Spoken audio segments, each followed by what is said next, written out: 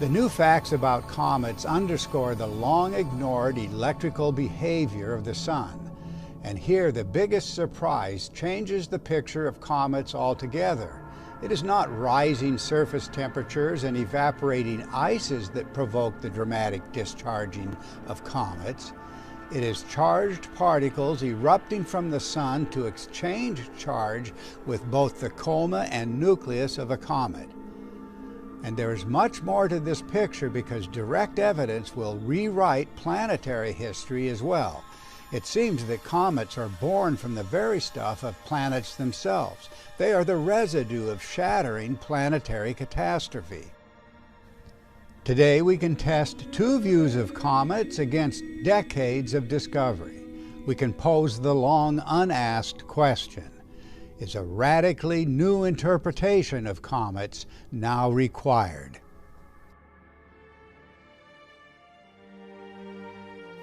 It was only in the mid-20th century that a scientific consensus emerged on the nature of comets. In 1950, astronomer Fred Whipple proposed a model that came to be known as the dirty snowball hypothesis. Whipple envisioned comets as conglomerates of frozen gases, mainly water, carbon monoxide, and carbon dioxide, together with the primordial dust of the early solar system. But a dilemma had to be solved. Comets lose considerable material at each pass around the Sun. This means that the comets we see cannot have been around all that long.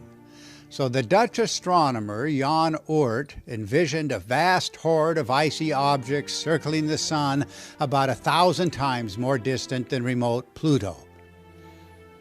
He imagined that after billions of years, one of these dirty snowballs could be deflected from the icy cloud by a passing star. It might then fall into the inner solar system to produce an active comet.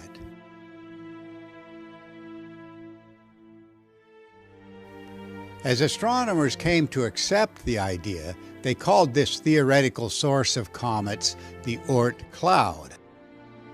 But by the 1990s, it became clear that numerous objects circle the Sun at much closer distances than the conjectured Oort cloud. Astronomers came to imagine short-term comets originating from a disk of debris called the Kuiper belt, extending outward from Neptune's orbit. But then advanced computer simulations suggested that Kuiper belt objects were too stable to be the source of most short-term comets. One surprise at a time, the origin of comets has become increasingly uncertain. But always it is assumed that comets are composed of dust and ice warmed by the Sun to create a coma and tail, leaving a rind of dust. The theory suggests that beneath the blackened, shallow crust, pockets of gas form. At critical moments, the pressure breaks through the surface, creating jets blasting vapor and dust away from the nucleus. But how well does this popular theory explain what we've more recently learned about comets?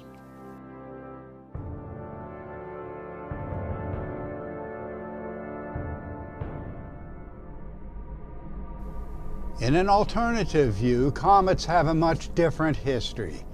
This view sees comets as debris left by intense electrical activity in an earlier phase of solar system evolution, not billions of years ago, but a much more recent epoch of planetary instability and violence, one that reached even into early human times.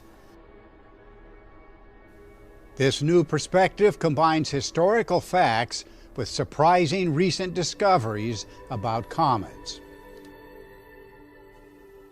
In the electrical interpretation, not just comets, but asteroids and meteors as well, were born in planetary upheaval, as electric arcs blasted material from the surfaces of planets and moons to produce fused formations identical in appearance to fused material in laboratory experiments with electric discharge. Here, an arriving comet moves on an elliptical path through the Sun's electric field, an exceedingly weak field, but immensely powerful across the great distances of interplanetary space. As the comet draws closer to the Sun, the charge imbalance triggers electric discharge, creating a coma and long cometary tail. The mysterious jets of comets can then be understood in terms of arc discharges to the nucleus, very similar to industrial electric discharge machining. The excavated material is accelerated into space along the jet's filamentary pathways.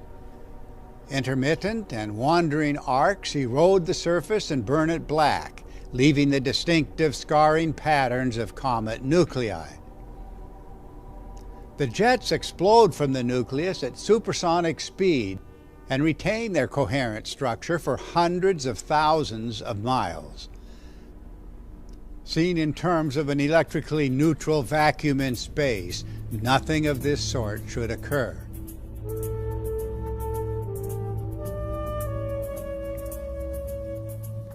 The tails of comets reveal well-defined, twisting filaments extending up to tens of millions of miles without dissipating in the vacuum of space.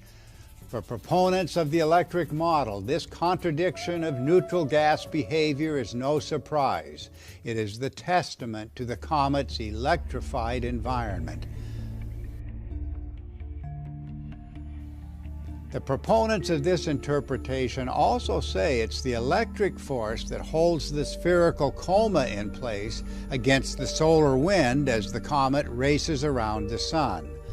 The diameter of the visible coma will often reach millions of miles, and it's surrounded by an even larger and more improbable spherical envelope of fluorescing hydrogen, visible in ultraviolet light.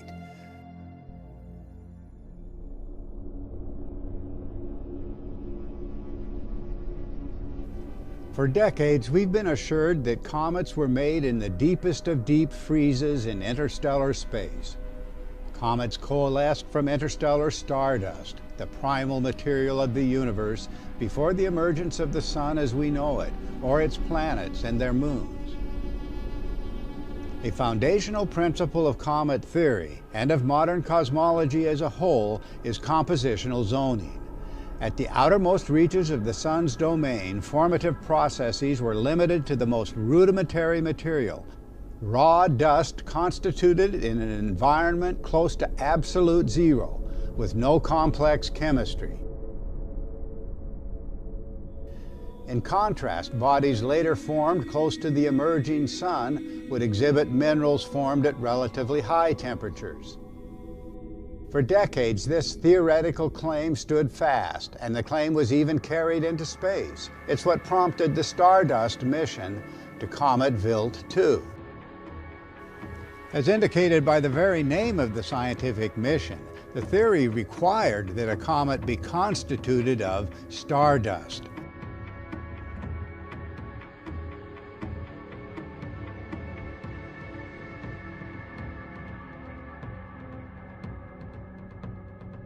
But the core assumptions of comet theory could not withstand the shock from the data returned by the Stardust mission.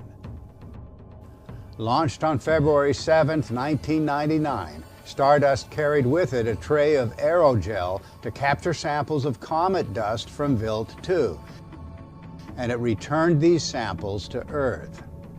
Scientists could then view microscopically the raw material of a comet. The first surprise was the size of the dust grains, much larger, stronger, with far more complex structure and chemistry than theory allowed. And the gel did capture trivial amounts of the expected microscopic dust, invisible to the naked eye and leaving shallow, bowl-shaped pits in the aerogel. But more common by far were much deeper tracks, more in the shape of carrots than shallow pits. The particles themselves were clearly visible to the naked eye. To their amazement, the mission scientists found elaborately developed crystalline structures in the Wild 2 dust. It was an exciting discovery, but one that challenged all prior theory of a comet's origins. Crystalline structures cannot form in the absence of minimum temperatures, temperatures unavailable in interstellar space. The spectra of silicates in cometary comas were evident as far back as the probes of Comet Halley, though largely ignored. But the mystery couldn't be ignored after arrival of the comet Hale-Bopp in 1997. This comet's spectra placed an exclamation point on crystalline silicate structures in cometary comas. To get past the problem, astronomers hedged their bets. They surmised that billions of years ago, the raw material of the comet was ever so slightly warmed by an emerging sun. Then all of the discrete particles in a vast circle around the sun were transported outward by means only guessed at to the faraway and frigid Oort cloud. But this rationalization failed outright once the scientists had real comet dust in their laboratories. The grains were simply too large, and the mineralogical and chemical compositions far too complex.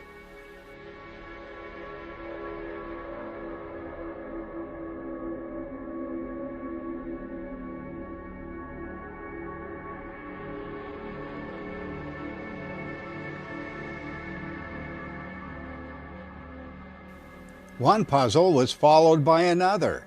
Comet theory assumed that water ice was a primary constituent of active comets. But no water ice was detected on the nucleus of Wild 2, and not a trace of water was found in the well-preserved comet dust. And yet, paradoxically, the raw comet material of Wild 2 contained iron and sulfur minerals that can only be formed in the presence of liquid water. Liquid water, not in the near-perfect vacuum of deep space and not in a deep freeze.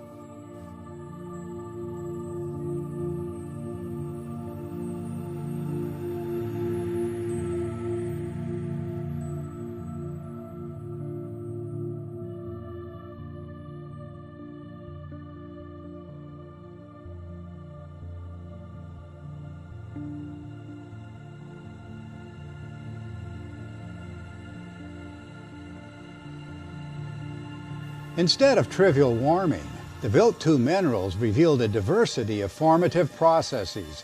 Various sulfide minerals requiring liquid water can only exist below 210 degrees Celsius or 410 degrees Fahrenheit. These minerals have never seen higher temperatures. But also occurring in the comet dust was the mineral olivine, whose molecular structure rapidly breaks down in the very presence of water. It's a common igneous form, an abundant byproduct of volcanism. Perhaps the biggest surprise was that some of the comet minerals, such as forsterite, in the instant of their formation, were heated to thousands of degrees.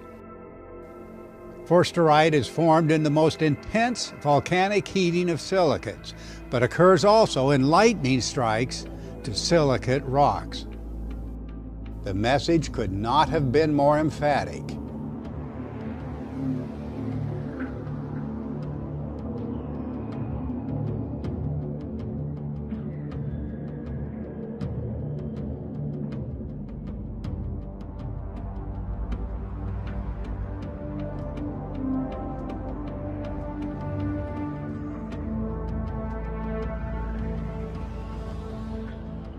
It was not just the hypothesized Oort cloud that failed to work as advertised. The entire concept of compositional zoning, as applied to comets, failed its first acid test.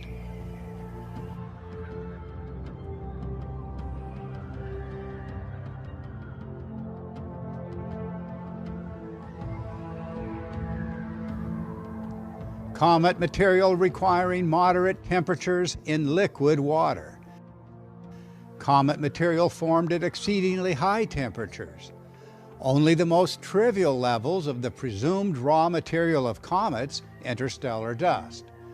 a complete absence of water, despite cometary material originally formed in liquid water, though the olivine abundances could not have been formed or even survived in the presence of liquid water. And of course, liquid water requires atmospheric or other pressure. It cannot exist in the extreme vacuum of interstellar space. To this seemingly contradictory picture, we must add extreme selective heating. Selective heating because much of the compositional material could not survive the superheating that created olivine, forsterite, and other crystalline minerals. The Wild 2 discoveries have forced upon comet science one inescapable fact. In our own cosmic neighborhood, the diverse mineral content of Wild 2 is typical only of planets in the habitable zone of a fully developed sun.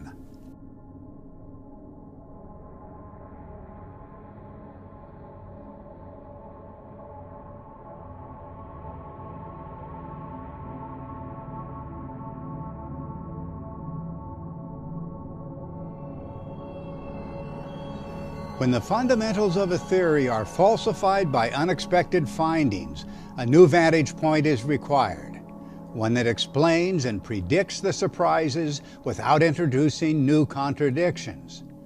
The conjectured Oort cloud freezer, forming and preserving comets for billions of years, is falsified by the Wild 2 findings. Only the diverse surface environments of rocky planets can provide the required raw material, and only the recent formation of comets can explain why these rapidly degraded objects are still with us. The bold question must now be asked: were comets created in recent periods of planetary instability and intense electrical events? Would minerals formed in liquid water then come as a surprise? Would comets now exhibiting no water be a surprise? Or crystalline structures suggesting igneous processes, or minerals pointing to the exceedingly high temperatures of lightning? A more unified picture of comet formation is available to us. And if comets were born electrically, what might the causative connection be to asteroids and meteorites, the apparent cousins of the comet? The Wild 2 mineral cubonite, a copper iron sulfide, is abundant on Earth and so too on Mars. In fact, it's found in Martian meteorites now known to have been blasted up to escape velocity from the surface of Mars, later to arrive at Earth.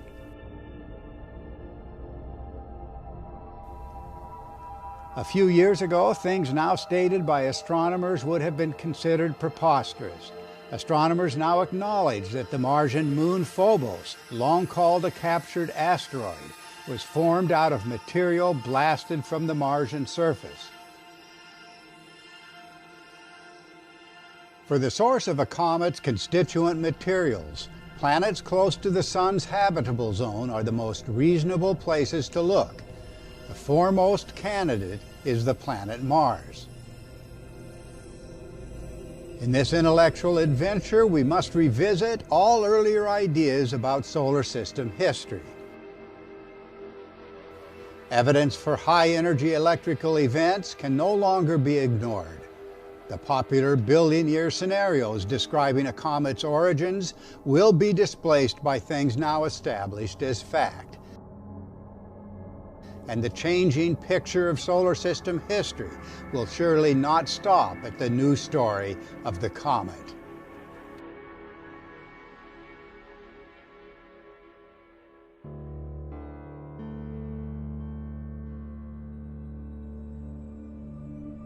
Modern comet theory has long proclaimed that active comets are the result of sublimating ices. And yet the comet Wild 2 was active, though no water could be detected on its surface and none was found in the well-preserved comet dust returned to Earth.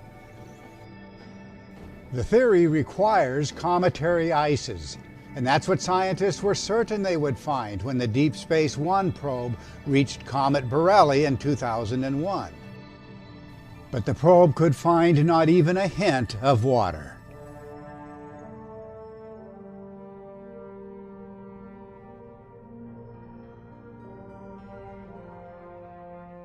In fact, an absence of detectable water on comet nuclei is the common finding. When astronomers discovered the fragments of comet Shoemaker-Levy 9 in 1993, they expected to observe volatile gases from sublimated ices, but no such gases were found. When Comet Linear disintegrated, astronomers were shocked by the absence of water in the immediate debris, exactly as later occurred in the case of the disintegrating comet Elenin. But the momentum of theoretical claims is not easily overcome. When Borrelly's surface was found to be hot and dry, astronomers were not dissuaded from theoretical assumptions. Water must be emitted by the comet, even if not a trace is observed on the nucleus, not even at the very places where the jets erupt from the surface.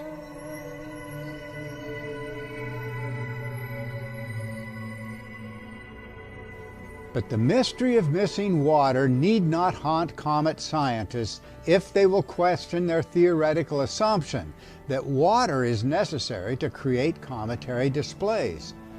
There's more to this mystery than common theory has even considered. Astronomers assure us that abundant water is detected in the luminous comas of comets. But this is where the real mystery begins. Cometary comas exhibit the hydroxyl radical OH. OH is not water, H2O, but just one hydrogen atom bound to one oxygen atom. Hydroxyl radicals can be produced from water molecules by photodissociation. When a photon of ultraviolet light from the sun strikes a water molecule, it can break the bond holding a hydrogen proton to the oxygen atom. If one of the hydrogen nuclei breaks free from the water molecule, what is left is the hydroxyl radical and a freely moving hydrogen proton, or positively charged ion. What comet scientists believe they see is water released from the comet's nucleus breaking down to produce the hydroxyl radical. They don't see the water itself. But that's how a theory interprets the presence of OH in cometary comas. And it does seem reasonable, except perhaps for the missing water on the nucleus and one additional mystery: the much greater accumulation of hydrogen than of OH in the comas of comets. These great envelopes of fluorescing hydrogen, entirely out of proportion to the presence of OH, suggest that something is happening around the nucleus of comets that the theorists have yet to comprehend. More than 25 years ago, scientists examining the comet Togo-Sato-Kosaka noted the problem. The ratio of OH to hydrogen was clearly too low if the original source was water.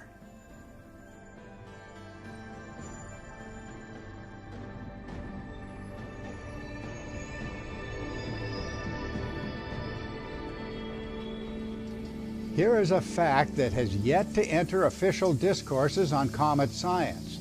There is a simple and direct way to produce the hydroxyl radical in abundance, and it does not require water at all. Laboratory experiments by Nobel laureate Hannes Alfvén have shown that silicates, when bombarded by protons, produce abundant hydroxyl and other species found in cometary comas with no prior involvement of water.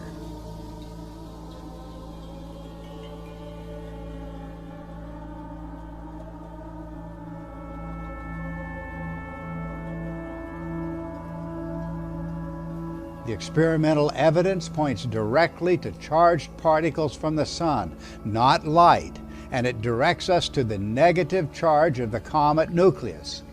The evidence for negatively charged comet nuclei has been with us for decades, since the Giotto spacecraft encountered Comet Halley in March 1986. discovering in the coma of Halley the negative ions prohibited by prior comet theory.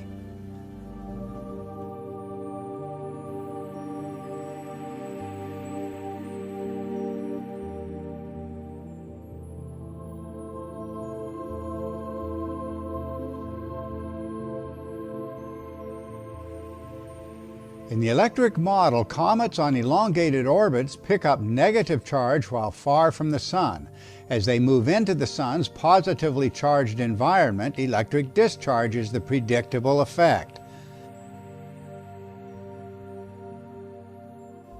Electric discharge machining of the nucleus sputters negatively charged oxygen atoms from the surface.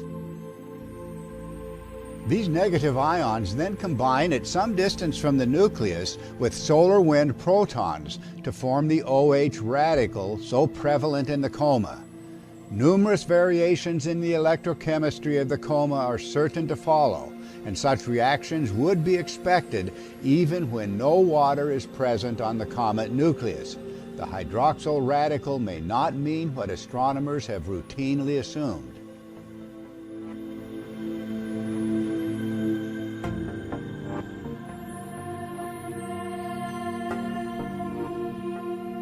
The electrical interpretation places a new light on the surprising high-energy emissions of comets.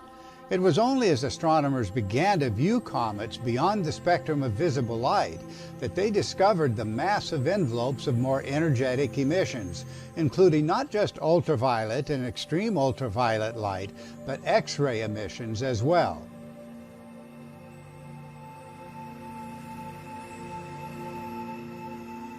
In common human experience, ultraviolet light means an electrical event.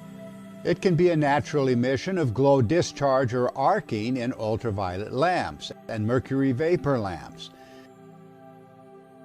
In intense electric arcs, UV emissions are always involved. That's why arc welders wear their protective masks, to shield their eyes from the ultraviolet emissions.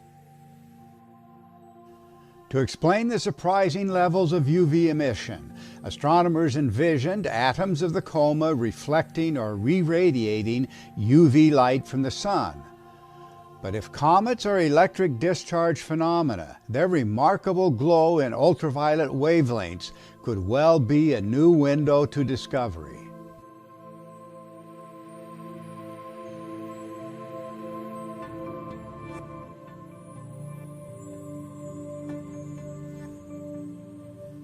Recent telescopic explorations of space far beyond our own planetary system have revealed pervasive, explosive X-ray emissions, the one thing never expected in supposedly electrically neutral space. X-rays are close to the most energetic forms of light, well beyond the visible spectrum, with exceedingly short wavelengths. These emissions are created when high-speed electrons, moving at millions of miles per hour, release energy when striking an atom, or their course is rapidly altered by a magnetic field. Because of the energies involved in generating X-rays, only the rarest astronomer expected X-ray emissions from comets, due entirely to reflection of diffuse X-rays from an external source, the Sun.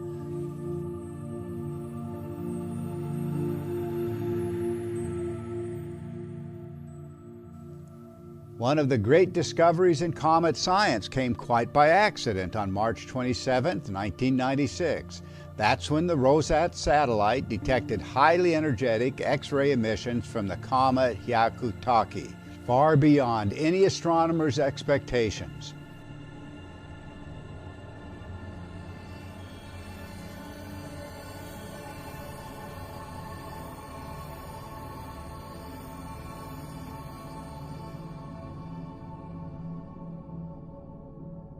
In the sciences, an event 1,000 times more energetic than expected is a call to reconsider theoretical assumptions.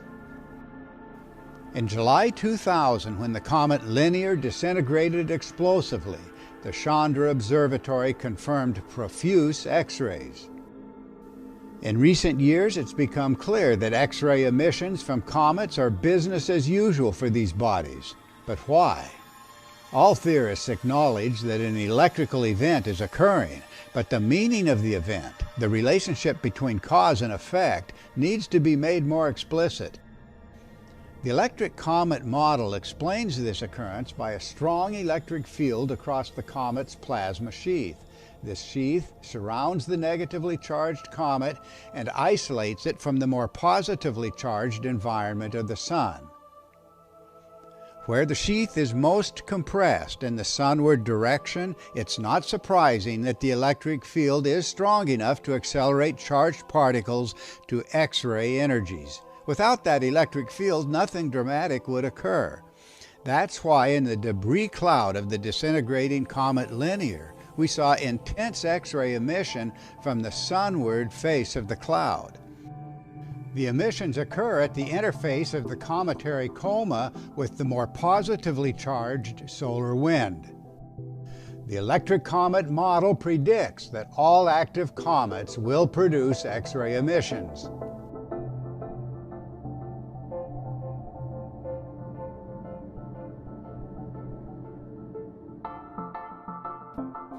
In an electric field, the required electron speeds can be achieved almost instantly.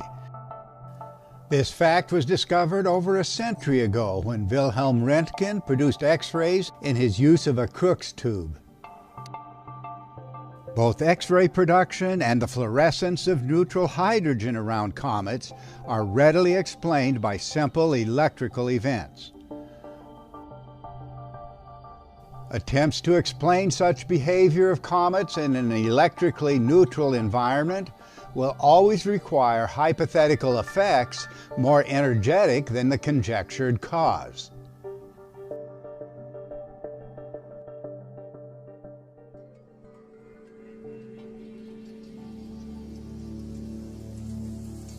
The single most critical test of the electric comet model came on July 4, 2005. That was when NASA's Deep Impact probe fired an 800-pound copper projectile at the nucleus of Comet Tempel 1. Cameras on the probe recorded the event, and even the projectile itself contained a camera to transmit data up to the moment of impact. As early as 2001, looking ahead to this event, electrical theorist Wallace Thornhill began registering his expectations of surprises in store for comet science. On the evening of July 3, 2005, the day before the encounter, the Thunderbolt's website published the explicit predictions of Thornhill and his colleagues. These predictions would highlight the contrast between the standard and the electric comet models.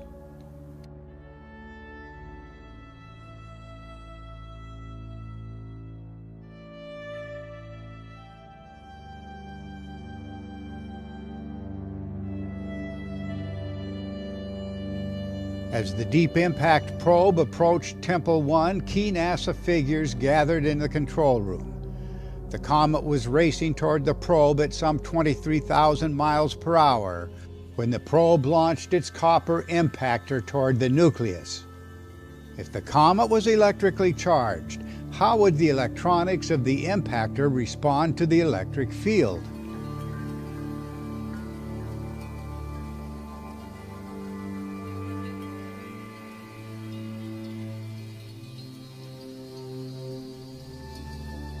Through most of its journey, the impactor's signal was clear, but in the final seconds, the signal was indeed disrupted.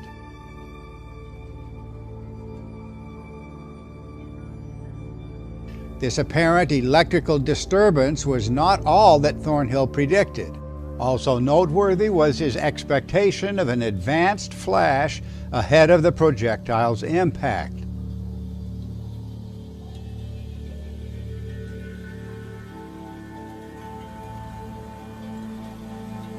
This is exactly what occurred. And the advanced flash left NASA scientists scratching their heads.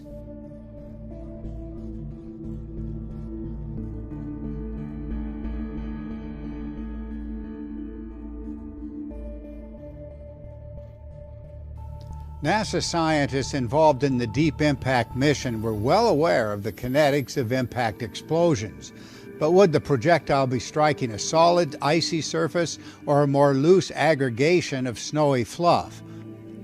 What they did not anticipate, but the electric model explicitly predicted, was a major contribution from the electrical energy of the comet. The explosion would therefore be greater than any NASA scientist envisioned while working with electrically neutral conditions.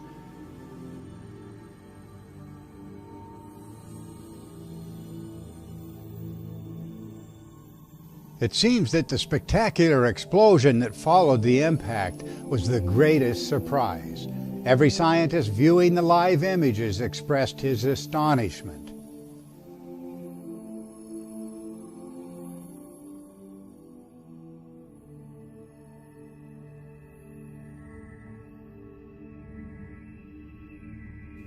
The scientists had expected to peer into a deep hole in a cometary dirty snowball before the deep impact vehicle was too far away. But the erupting cloud of silicate dust was so thick and the explosion so sustained that it completely obscured the local terrain.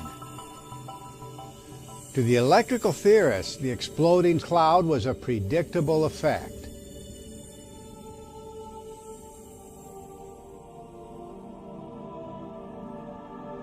Fortunately, the SWIFT satellite provided a view of the comet explosion not just in visible light, but in ultraviolet wavelengths, which often give the best pointers to electrical events.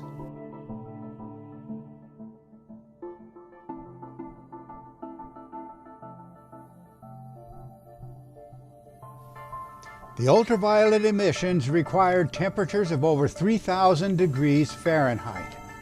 The temperatures of the blast will explain why the initial eruption saturated the sensors on the Deep Impact probe. Calculations based on pixel saturation indicated a minimum initial temperature of the flash at almost 6,000 degrees Fahrenheit. Though saturation means the temperature could have been much higher.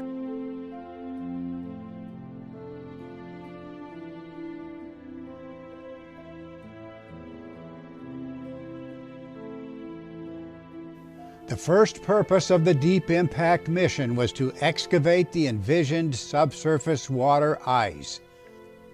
But electrical theorists have consistently predicted little or no water on most comet nuclei.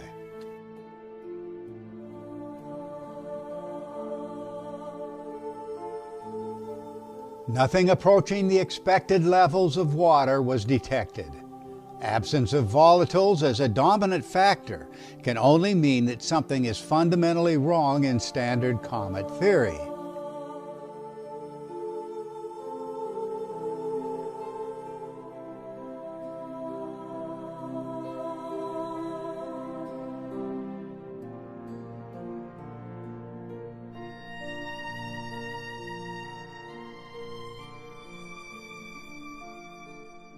The last resort in the search for water was the effort to identify the vents from which, according to popular theory, pressurized gases were escaping at the extraordinary velocities of Tempel 1's observed jets. The vents were never found.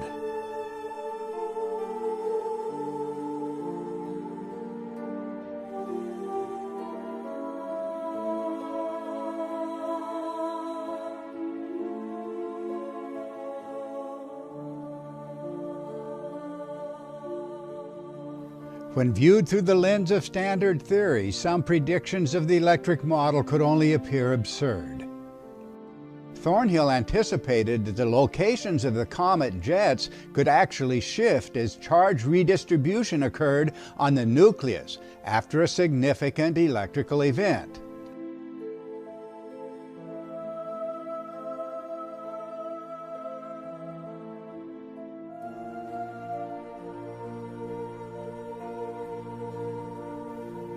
Confirmation of this prediction came from the Nordic Optical Telescope in La Palma, Spain. As released by the observatory, 2 images of the comet before impact and hours later tell the story emphatically. 15 hours after the blast, new jets appeared far from the location of the impact itself.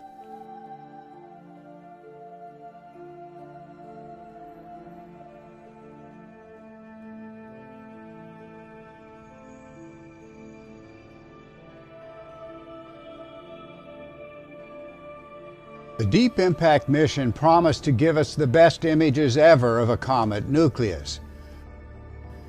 On the eve of the impact, the Thunderbolts group stated the electrically predicted surface features in no uncertain terms.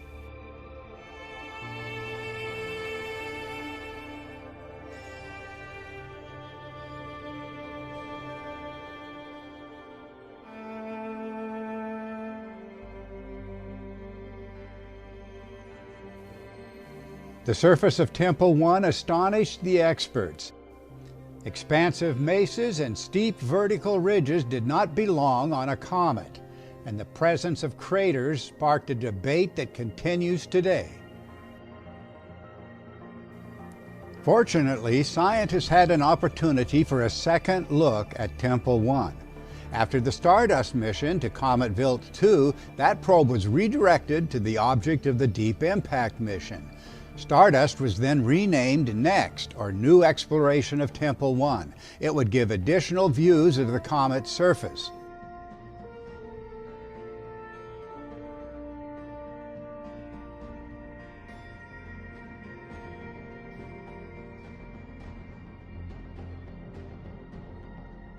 With the arrival of the NEXT probe, old mysteries only grew more perplexing, leaving scientists to debate the contradictions of theory.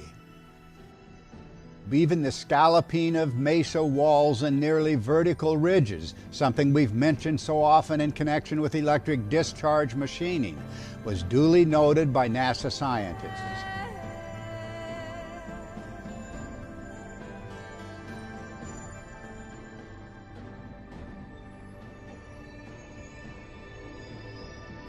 At least 60 craters were counted, though collisions along the comet's path would be exceedingly rare if occurring at all. And the surfaces of active comets are rapidly eroded, far too rapidly to preserve a record of rare impacts across geologic timescales.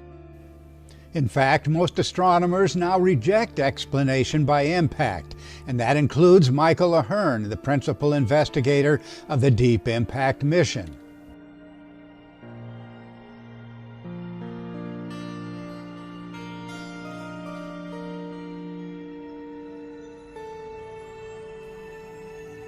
What then was responsible for the pervasive cratering of the Temple 1 surface? Laboratory experiments have shown that entire fields of craters are readily produced by electric arcs to a negatively charged surface. Nothing observed on cometary nuclei has contradicted the electrical interpretation.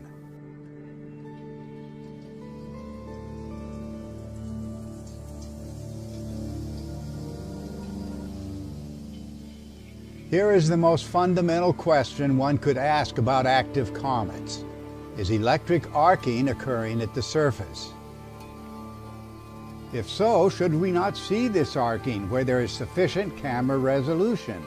We have a good example in the energetic plumes of Jupiter's moon Io, where the sensors of the Galileo probe were saturated by apparent electric arcs, producing blotches of whiteout.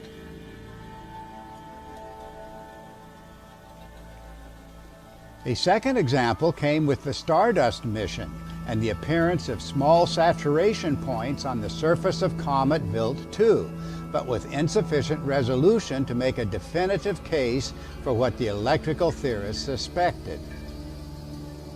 The enigmatic whiteouts on the active surface of Temple 1 were everything the electrical theorists could have asked for, and the most prominent were placed exactly where the electric model envisions them, eroding the cliffs of mesa walls and extending the floors of numerous craters and depressions. And yet these extensive blotches of whiteout, while receiving occasional comments from the specialists, have yet to provoke any deeper curiosity as to their cause.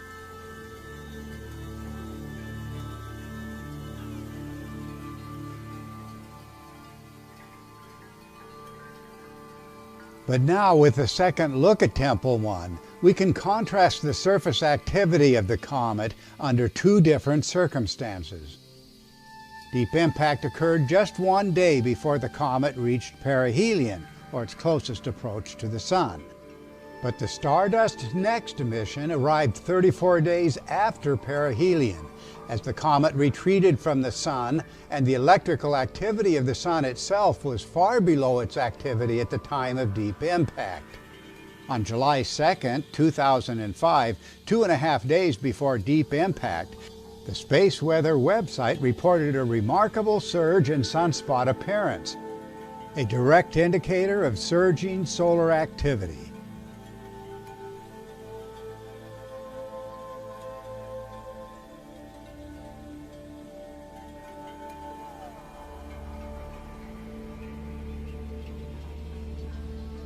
An active sun versus a quiet sun.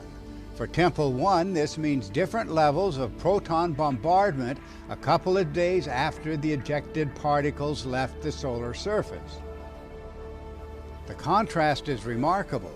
The more active comet presents an abundance of whiteouts. The less active, almost none.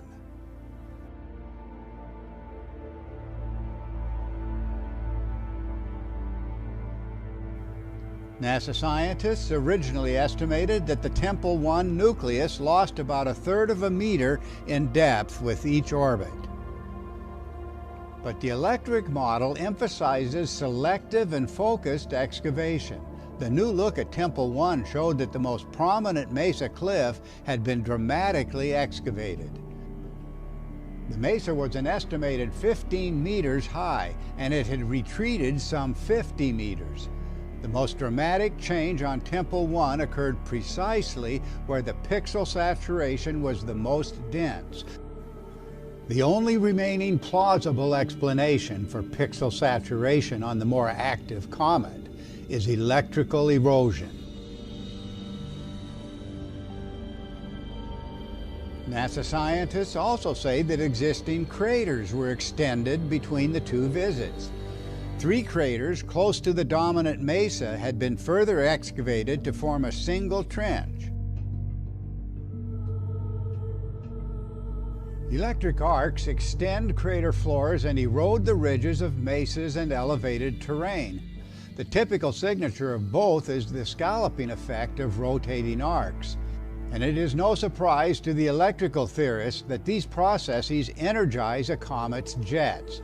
In fact, almost all of the jets of Tempel 1, when captured in its less active phase, are said to have emanated from the erosion of a prominent scalloped cliff.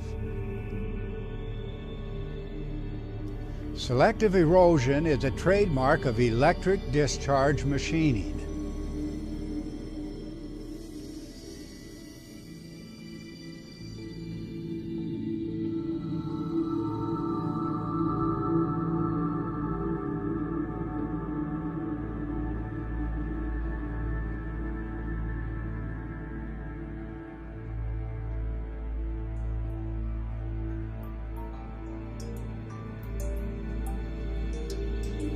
Before the deep impact projectile was fired at the comet, scientists were confident it would strike a dirty, snowy surface, penetrating well below the surface to excavate deep material. That's how the mission would expose the primordial stuff of comet creation. What would this deep crater look like? Of course, if the projectile struck a rock or discharged above the surface in an electrical event, the target area might look a lot different. Then the removed material would be silicate dust and debris, but with very little penetration beneath the surface.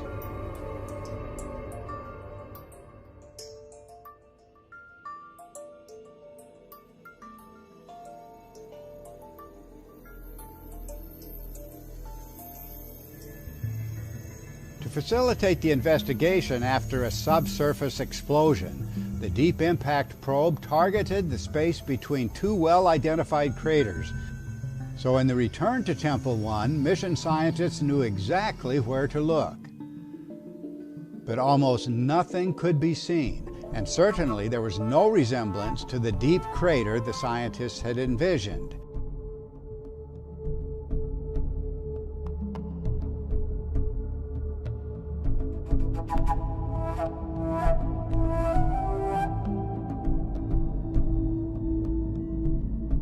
To identify the crater location, the scientists published a view of the region with a circle of arrows around the impact site.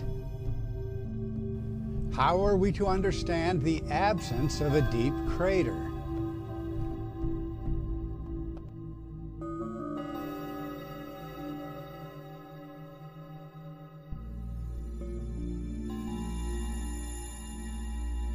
On this question, the investigation appeared to move into weird and theory-defined science. A typical comet's gravity is perhaps 1/billionth that of Earth. Mere walking speed would be sufficient to escape the nucleus altogether. How would accepted theory allow material exploding from the comet at thousands of miles per hour to return to its finite point of departure and to refill the crater?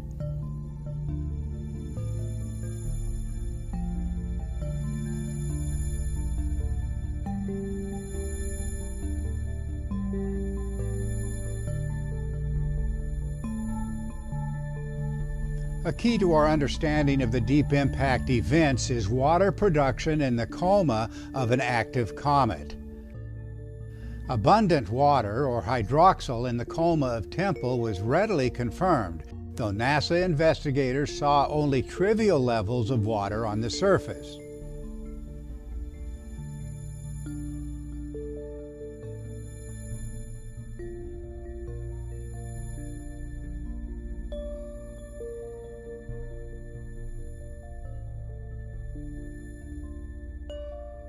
According to the scientific reports, the observed jet and coma activity of the comet would require 200 times more exposed water ice on the surface than was actually detected. This fact could only accentuate the absence of any vents to the previously supposed pressure chambers beneath the surface. No theoretically acceptable cause could be found for the energies of the comet jets, and nothing was observed that could account for the abundant hydroxyl or water in the coma. But this dilemma is removed by the electric comet model. The model explains the absence of water, the energies of the jets, and the absence of vents to subsurface chambers, and the presence of hydroxyl and water in the coma, but not as a general rule on the surface or beneath the surface, is a prediction of the electric model.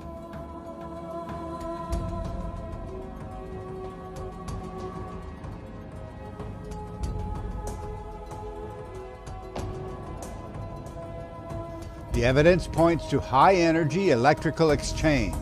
Electrically sputtered silicates from a negatively charged comet nucleus transacting with the charged particles of the solar wind. Water production through the electrochemistry of charge redistribution. The paradox of trivial surface ice on Temple 1 then finds a coherent explanation.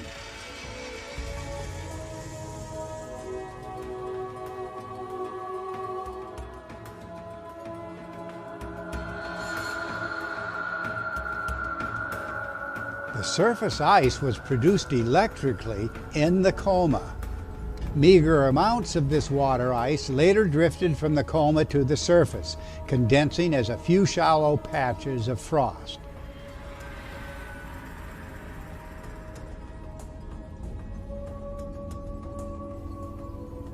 It's the hydroxyl radical that gives us the persuasive answer. Investigators thought they saw an injection of water into the coma from the nucleus several days after the eruption of dust had returned to normal. But that conclusion arose from an unsupported assumption. Based on data from the SWIFT satellite, investigators from the UK and US reported a spectacular increase in water content within the coma. But that increase did not begin until 5 days after deep impact, when the normal production of 16,000 tons per day increased by at least 250%, continuing for 5 more days.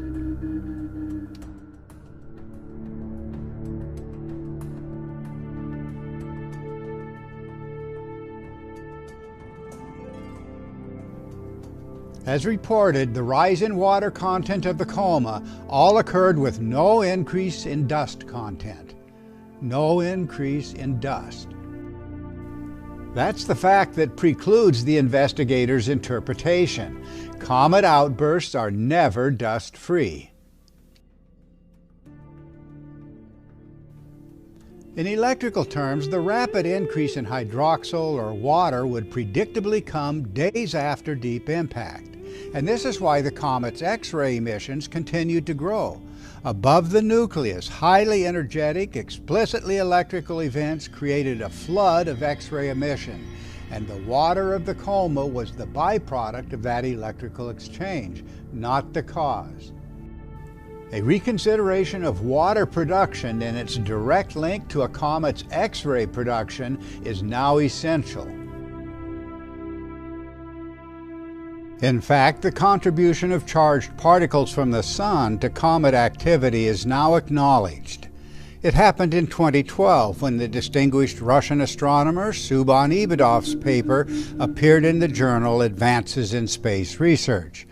Professor Ibadov's paper described a comet nucleus responding to charged particles from the Sun.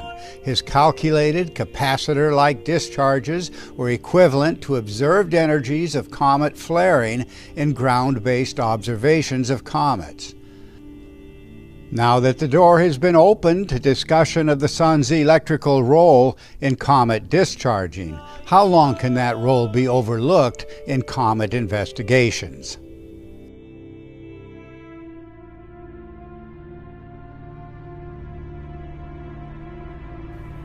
Taken as a whole, the message of deep impact is remarkably consistent. But why did the crucial findings all come as a surprise to comet scientists? And what does it mean that these surprises were the explicit predictions of the electric model? Deep impact provided us with a stunning confirmation of the electric comet, confirming as well the larger electrical environment of the Sun. Converging evidence from every line of investigation makes clear that the space sciences will be forever changed.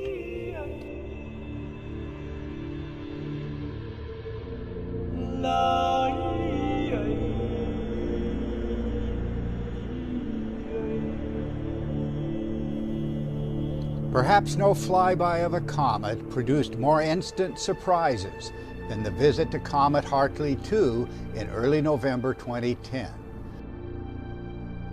The visit was achieved by the original Deep Impact probe, subsequently renamed Epoxy for its encounter with Hartley 2. Even the shape of the comet caught investigators by surprise. The awkward bookends or double lobes made no sense.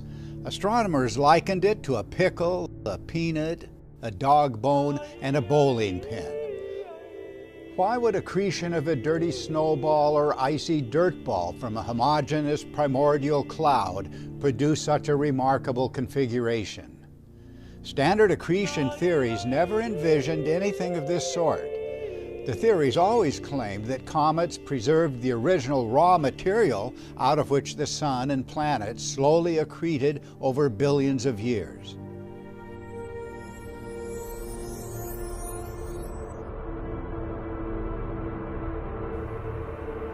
Hartley 2 revealed a split personality. Astronomers were in disbelief when they discovered that the two lobes exhibited radically different compositions. That finding flatly excluded prior assumptions and eliminated the imagined Oort cloud of earlier theory. One end of the comet was highly active and the other much less so. But why?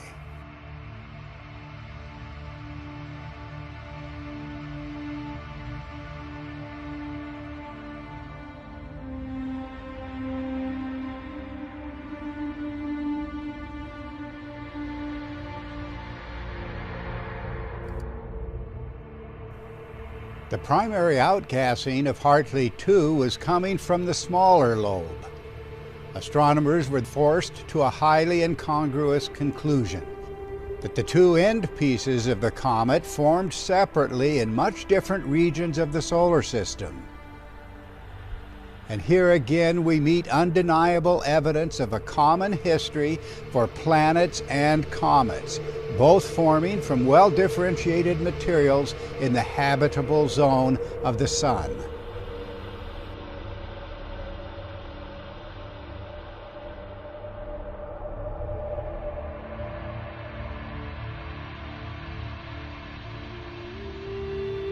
A collision of two comets in the vastness of the heliosphere would involve the most extreme improbabilities.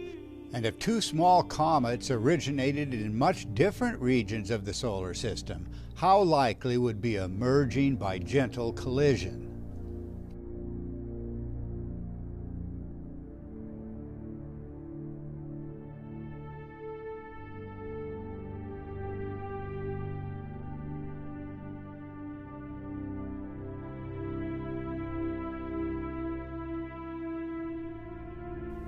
The strangely smooth waste of Hartley 2 seems to have invited extreme speculations from NASA scientists. A comet just a mile wide would have no appreciable gravity. But could gravity have nevertheless guided dust from the ends of the comet toward the waste?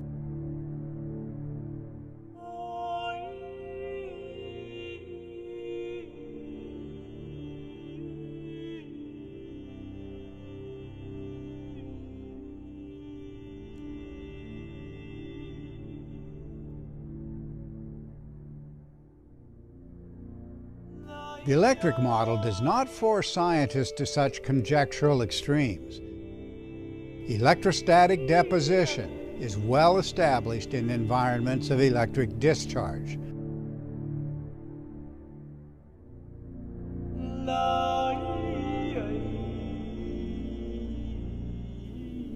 The spectacular jet activity of Hartley 2 continues to haunt comet scientists.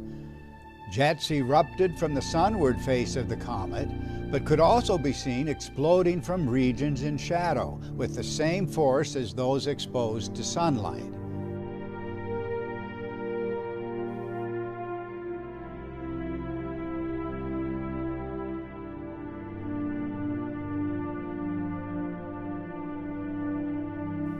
What was driving the velocities of Hartley 2's jets? Traditional theory has always explained cometary jets through both surface and subsurface warming. Surface sublimation in areas of brightness or exposure to the sun alone would not be sufficient to drive the high-speed jets. Subsurface pressure chambers are a requirement. Investigators found that dust and carbon dioxide were being emitted by the comet in consistent proportions. This led them to the conclusion that CO2 pressures building up in chambers beneath the surface were driving the explosive jets and in the process carrying dust along with them. Fortunately, Hartley 2 investigators could trace the jets to topographical features. But these features did not include the expected openings to subsurface chambers. Without the required pressures, the acceleration of material away from the comet would have no identifiable cause. In the vacuum of space, a mere surface response to light from the sun would involve virtually no pressure at all.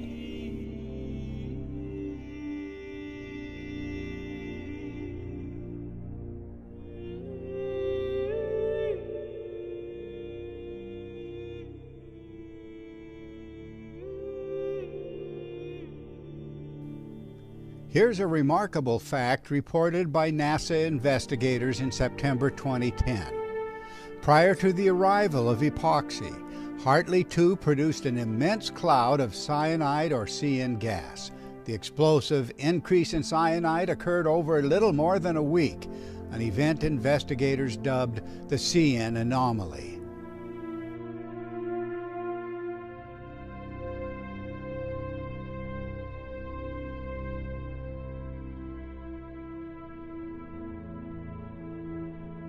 Typically, during the ebb and flow of a comet's activity, we see a consistent proportion of removed dust to the gases emitted. But the epoxy probe detected no dust increase at all.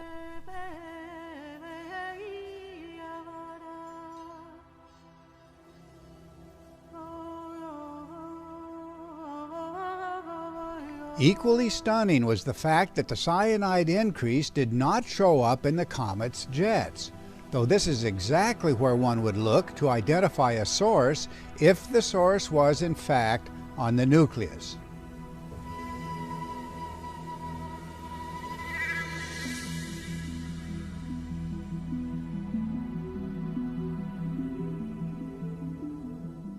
Is it possible that the cyanide abundance did not originate from the surface, but from the electrochemical activity in the coma? Could electrical exchange between a highly active comet and charged particles from the Sun resolve the mystery of cyanide production? To clarify this issue, we consulted with Dr. Franklin Anariba, an electrochemical researcher and lecturer at the Singapore University of Technology and Design. Dr. Anariba agreed to explore the question, and we subsequently invited him to present his findings at the recent Thunderbolts Project conference in Albuquerque, New Mexico. In his investigation, Dr. Anariba found that electrochemical events could account for several key features of comets. These would include plasma generation in the coma, the observed hydrogen gas cloud surrounding the comas of comets, dust tail formation, the ionized plasma tails of comets, and gas production within the comas of comets. Electrochemistry requires a voltage difference, and the coma of Hartley II was well suited for the electrical production of water, cyanide, and a good deal more. As for cyanide, the confirmed presence of methane and of ammonia would be quite sufficient. Add electric discharge and cyanide would be the byproduct. Hartley II is a hyperactive comet with a continuing potential for surprises and anomalies to standard comet science. But when is a mystery really a mystery, and when does it mean the breakdown of an onboard instrument?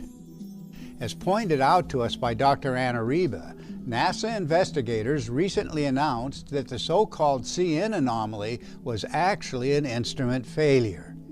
It appears that no further analysis of the claimed failure has been made public. Did an instrument really fail to perform properly, or did speculation take over when the standard theory could not account for a recorded event? Either way, the electrochemistry of cyanide production in the comas of comets is a crucial issue that must be explored.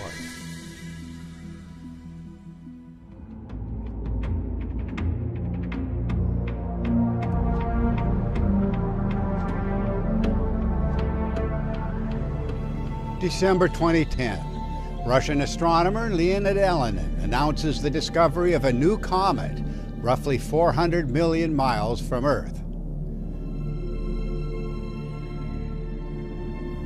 Calculations show that the comet, moving on a highly eccentric orbit, will intersect the orbit of the Earth. Based on the size of its coma, most astronomers viewed the comet as typical and unexceptional, suggesting a body 2 or 3 miles wide. But the projected Earth-crossing orbit sparked an outburst of internet rumors and doomsday predictions. Most remarkable were the suggestions that the comet was a rogue planet, and claims that it would profoundly disturb the Earth, causing earthquakes or a shifting of the poles, and even the end of the world. Respected astronomers were dismayed. How could such scientific illiteracy attract millions of viewers to internet articles and videos? Experts reminded us of the trivial mass of a comet just 2 to 3 miles wide, passing millions of miles from Earth.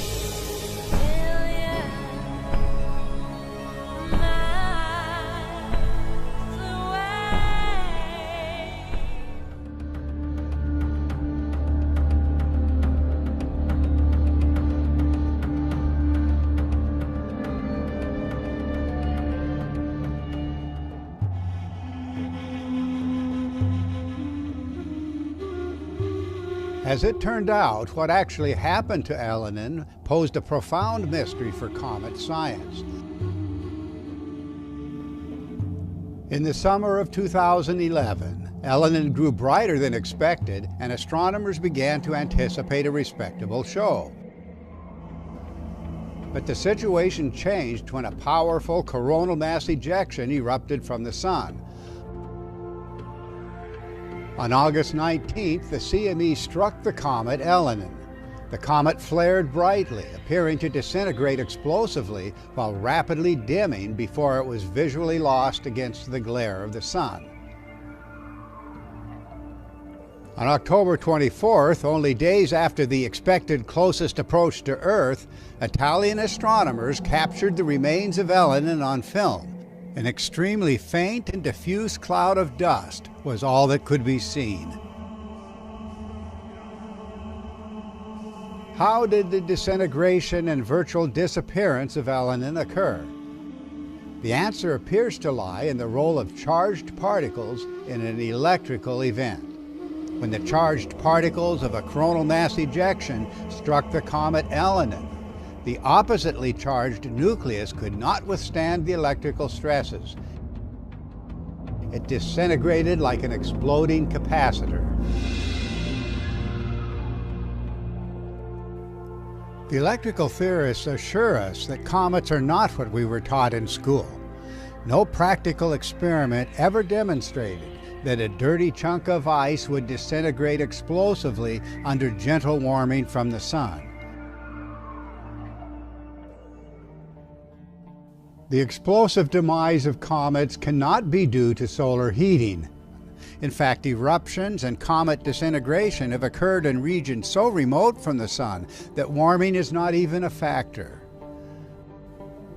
We saw one of the most improbable flarings in the case of Comet Halley, a regular visitor to the inner solar system. In 1991, 5 years after Halley's closest approach to the Sun, it was well beyond the orbit of Uranus, where temperatures hover around minus 330 degrees Fahrenheit. It erupted, producing a dust cloud 180,000 miles across.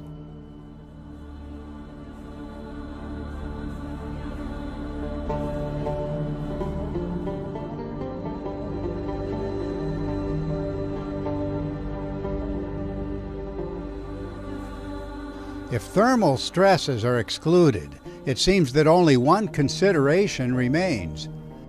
Shortly after the Halley outburst, a few astronomers began to wonder, could charged particles from the Sun be a factor? At the time, solar wind activity had peaked at a higher level than had been seen in decades. Then two astronomers observed that the charged particles of a powerful solar flare on January 31 would have likely reached Halley around February 12, the date of the outburst. The coincidence of the outburst with that arrival seemed too great to dismiss.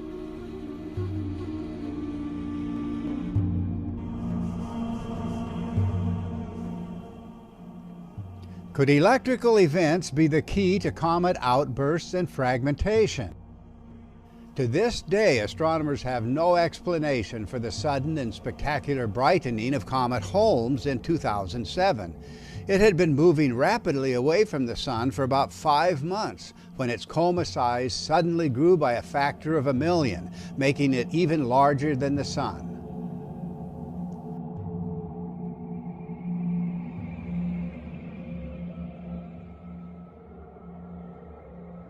Was it a coincidence that just 2 days before the comet's display, there was a sharp spike in the output of the solar wind?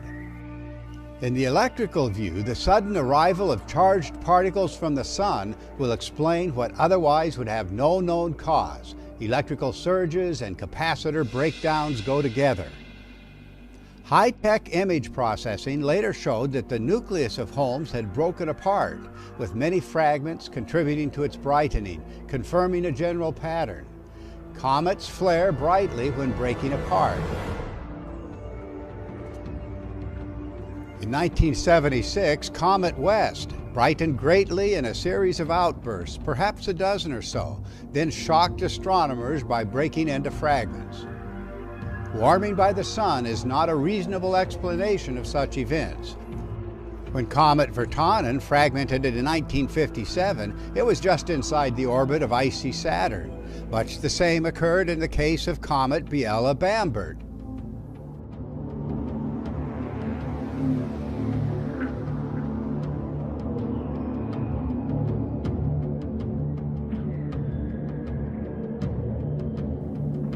More than once, comets have broken up at their greatest distances from the Sun, well beyond the orbit of Neptune. And when breakup occurs, the fragments have separated at inexplicably high velocities. Mainstream theory has no explanation for the energies driving such events.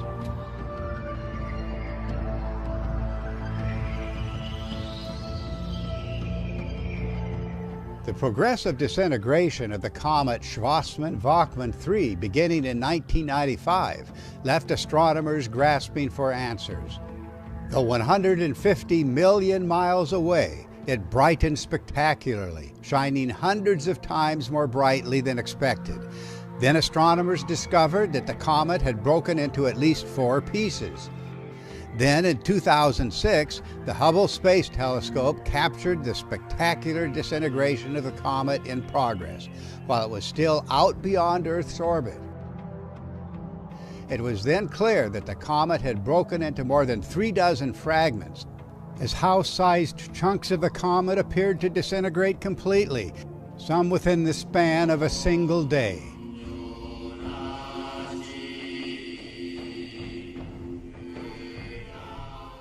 Remarkably similar to the fate of Elenin was the explosive demise of the comet Linear in July 2000. Like Elenin, Linear entered the inner solar system from its outermost regions on a highly eccentric orbit. For the electrical theorists, that means a maximum change in the electrical environment. As it approached its perihelion some 70 million miles from the Sun, it flared, then rapidly disintegrated. The disintegration of Linear provides a strong parallel to the story of Elenin. The teardrop form of the flare and the relationship of the flare to disintegration are virtually identical. All that was left of Linear was a cloud of dust. The expected abundance of water was simply not there. And what of Elenin? As reported by Leonid Elenin himself, the expected water vapor was missing.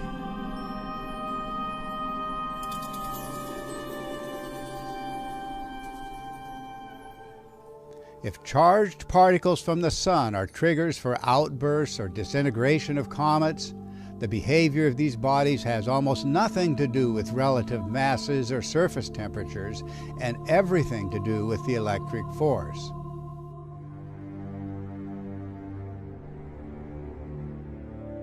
Is it possible that one question could remove the anomalies? That one answer could explain the flaring, the fragmentation, and the catastrophic demise of these cosmic intruders?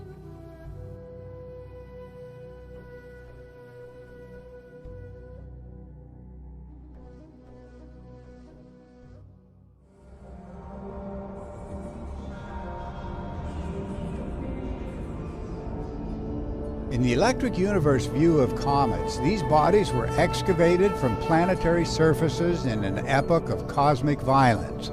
From this vantage point, even asteroids and meteors originated in the same or similar events. Electrical theorists have gathered many volumes of evidence to show that planets once moved on much different courses than today. In violent encounters, planets were immersed in electric discharge as stupendous arcs passed between these charged bodies. Electric arcs acting on planetary surfaces and on the resulting dense clouds of dust and debris fused material into the unique shapes of comets and asteroids, including the double-lobed forms often observed. Was Comet Hartley fused into its odd shape by electric discharge? In one of the first electrical experiments by plasma scientist C.J. Ransom, the fusing of surface material produced a near-perfect replica of Hartley II's unique morphology. The only appreciable difference was in the relative sizes of granular material, as we'd expect. Could this remarkable similarity be merely accidental? At Hartley II's smaller end, mission scientists observed what they called shiny clumps or cubicles reaching up to 16 stories tall. They were not just oddly configured, they were 2 or 3 times more reflective than other surface materials. But look again at the Hartley II counterpart produced in Dr. Ransom's experiments. Here we see materials fused electrically into shiny, more reflective clumps, giving us the very answer that NASA scientists missed. Fusing of material into glassified texture will multiply reflectivity.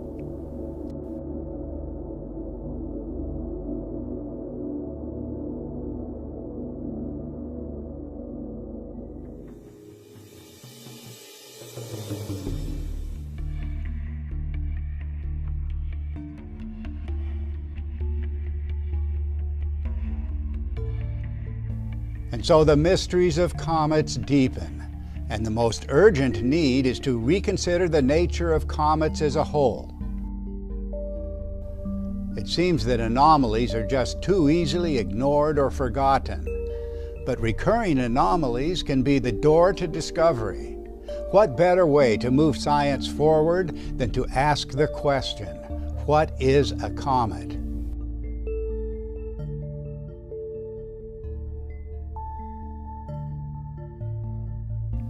Popular astronomy has long imagined comets to be dirty chunks of ice moving through electrically neutral space. But a growing number of electrical experts see comets as charged bodies responding electrically as they move more deeply into the electric field of the sun. One question leads inexorably to another. How are comets formed? What holds the spherical coma in place against the force of the solar wind? How are the long filamentary tails created and maintained in the extreme vacuum of space? What force creates and confines the powerful collimated jets from the nucleus? What is the source of the intensely energetic X-ray emissions?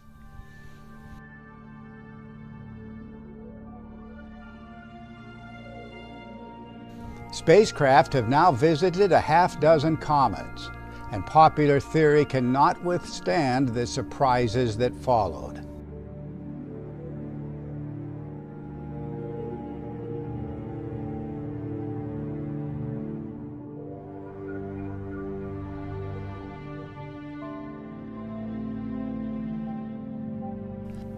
The collapse of theory began with the visit to Comet Halley and the discovery of forbidden negative ions close to the coma of the comet.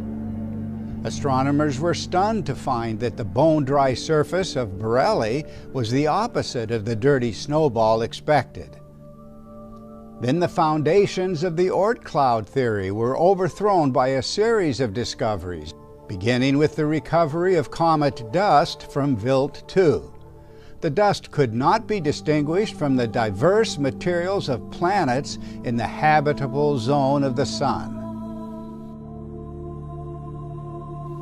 In 2005, we fired a projectile into the nucleus of Comet Tempel 1. The outcome of that comet visit contradicted every theorist's expectations while confirming the explicit predictions of the electric comet model. Disruption of radio signals from the impactor, the advanced flash, the astonishing energies of the impact explosion, the sharply carved surface of the nucleus, direct evidence of surface arcing, the changing jet positions, the overwhelming dominance of dust, not water, in the immediate explosion. Then we returned to the comet in 2011 and found that the excavation of mesas and ridges on the nucleus had occurred exactly as the electric model has long claimed.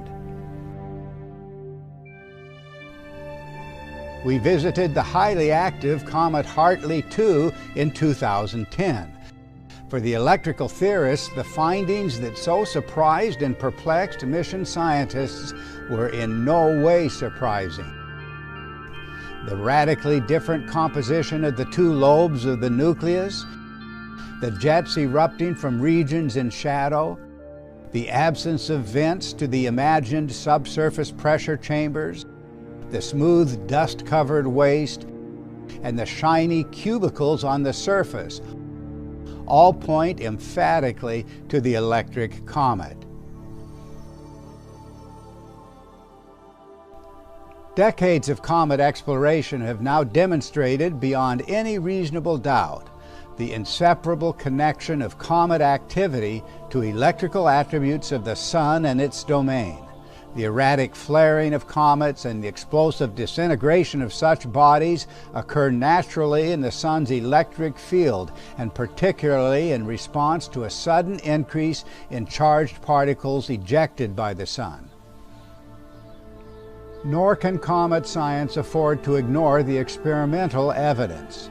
Most significantly, the ability of electric arcs to create the extraordinary morphologies of comet nuclei and their cousins, asteroids. Our understanding of comets is already and forever changed, and this new perspective does not stop with comets. Verification of the electric comet will eventually touch everything we thought we knew about the cosmos, about solar system history, and about the history of our own planet, Earth.